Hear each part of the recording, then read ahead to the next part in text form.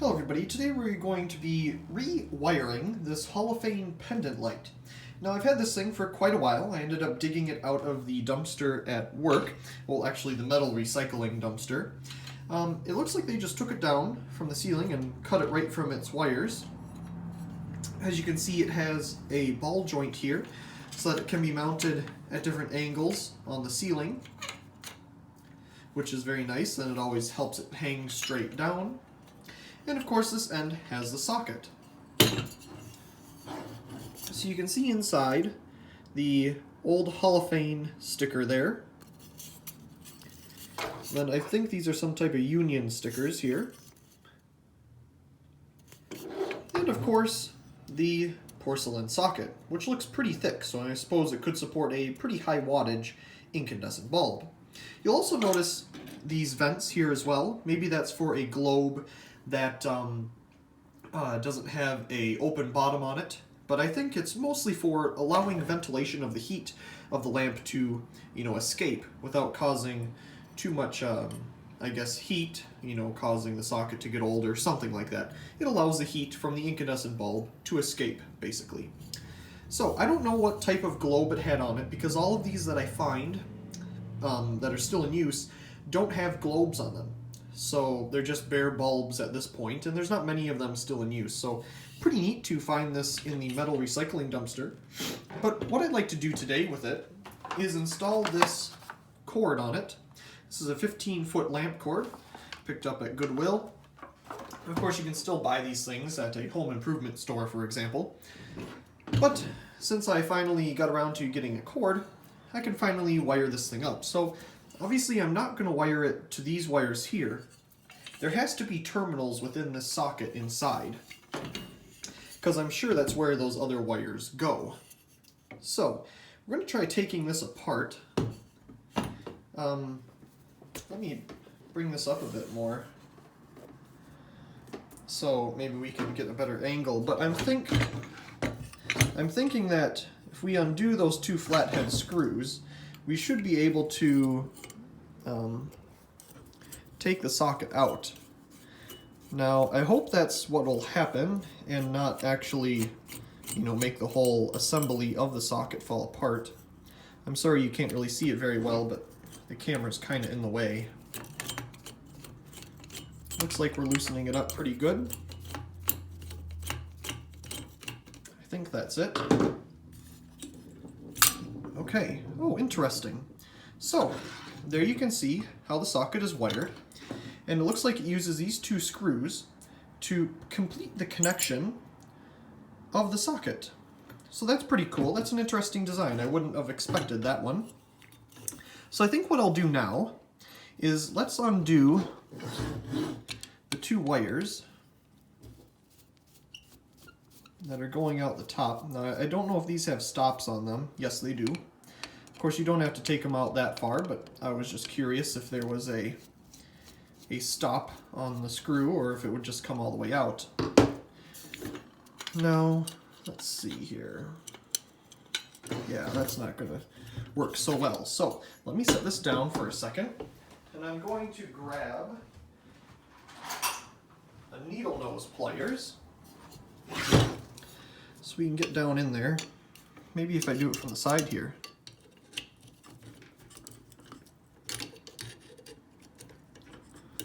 There we go. And we'll do the same thing with this black one. You can just tell here, they thought of quality back in the day versus nowadays where the quality isn't there. Sorry I keep bumping the camera. The whole thing's, kind of in the way. So I have some side cutters here. We're going to go ahead and cut this off, because that will allow us to pull the wires out this direction instead. So that way we don't have to mess around too much with the, oh, there's something stuck in there. You see that? There's something stuck in there.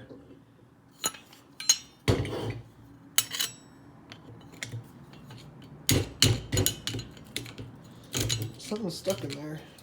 It's like a rock or something. Well, there's our wires. And, well, there's what was in there. I don't know if that's some type of corrosion. I don't know what that is. But it made a mess on the table all right. So let's throw that away. And we got some wire here. Put the tools to the side that we don't want right now. So we have our cord. Let's get it out. Just typical lamp cord. Nothing too special about it. I'm going to unravel it a little bit here. Like I said, this is a 15-foot cord. Like I said, it's being like a made lamp cord for somebody to use. They put these nice little metal crimps on the end to help make it easier for you to, screw it onto a socket. Now, typically, if you're just, getting some wire, that's not how it's going to be. You just twist it, just like it shows there, and that's about it. Now, I'm going to try putting these together a little bit because I want them to not get stuck on anything as I fish it through the pipe here. So we'll stick it in there, and eventually it will start to come out the other end. There it is. And let me pull a bunch of it out because I'm not going to wire it like that. That's probably going to be a little bit too hard to do and to get it the way that I'd want it to be.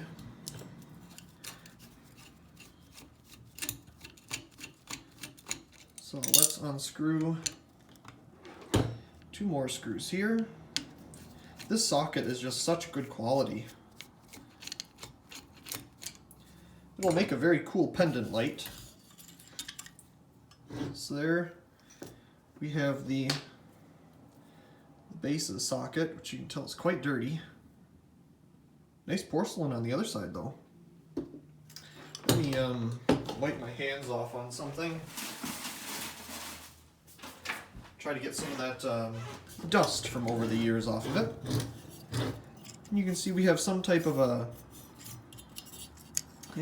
washer here to separate it from the metal piece. And we have our screw lost in there. There, it fell out. So, now what we'll do is again make sure we have plenty of wire here. Make sure we thread it through because we don't want to undo everything we already did. I'll make sure I get it in the camera. So, here we go.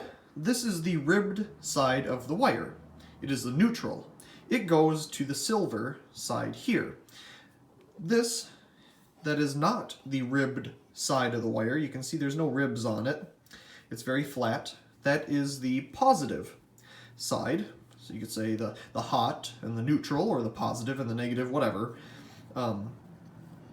So the non-ribbed side also matches up with the smaller terminal on a polarized plug.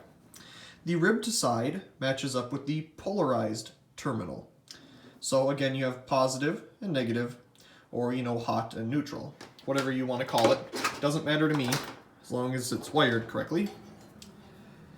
So the idea here is that it's hard to see in there, but the colors match up with the appropriate sides and do the appropriate things. The middle of our socket is, of course, positive, and the outside is negative, or again, hot and neutral. Whatever you want to call it, doesn't matter. So let's see here. This is the non-ribbed one.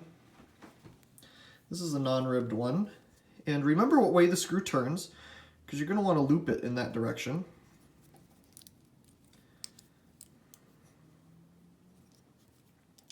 If I can get it in there the way that I want it to sit. I should probably screw this down a little bit. Let me push that in there. Flat heads for screws are never really the best. the screwdriver always likes to slide out. So there we go. I always like to make sure that it's under the screw as much as possible. And that's as best as we're going to do here because we have this little metal piece that won't really bend very well. But you can see we twist the wire in the direction that the screw will be turned. So it helps keep it underneath the screw while tightening and keeps it in place.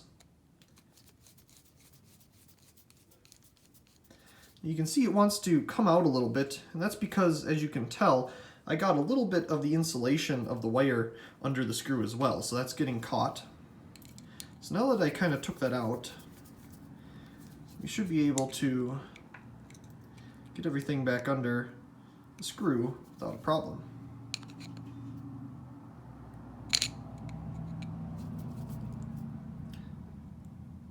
Now, with this you don't want to over tighten it because you may, break the porcelain,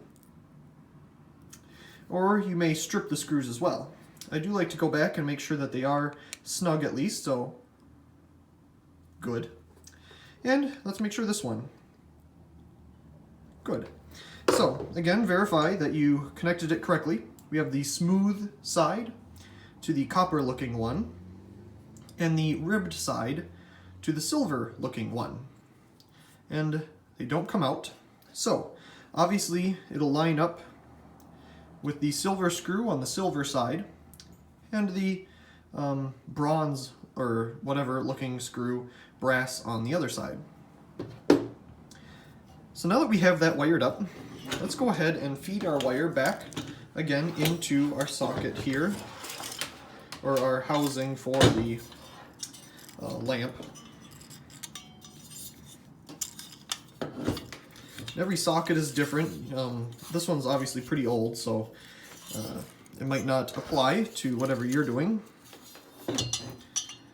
Now the hard part here, I think, will be getting everything lined up correctly. So you can see I'm lining that up. We'll grab a screw, put it in there. Well, it's probably not going to want to stay, but it's worth a try. Nope, it fell right off. I'm sorry if you can't really see it. This is just very hard to line up appropriately.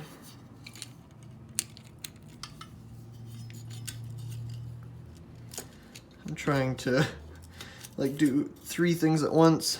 Hold the screw with the screwdriver, get it through that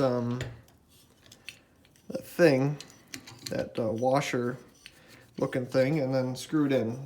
So I got it in there. Again, sorry if you couldn't see that. It's just really hard to get everything lined up. So there it's lined up, the other side. So we'll put our screw in there. Darn it. I should have known that wouldn't work holding the screwdriver.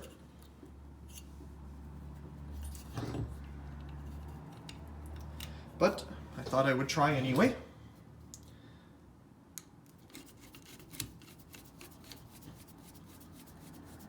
Now again, this is something that you don't want to over tighten because it is porcelain.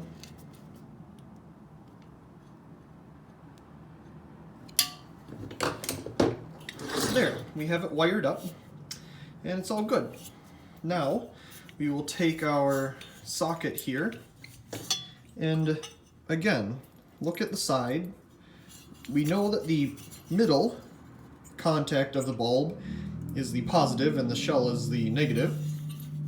So we're going to line up that brass looking screw with the brass side. This is probably going to be something that's pretty hard to line up on the first try. Especially when the screwdriver is just too big. I think it's screwing in. Yes. Wow, that was pretty good. Because there's no notch for it to line up correctly with the other half.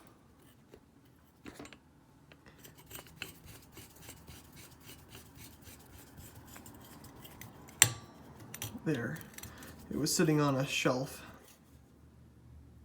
Again, we don't want to over tighten.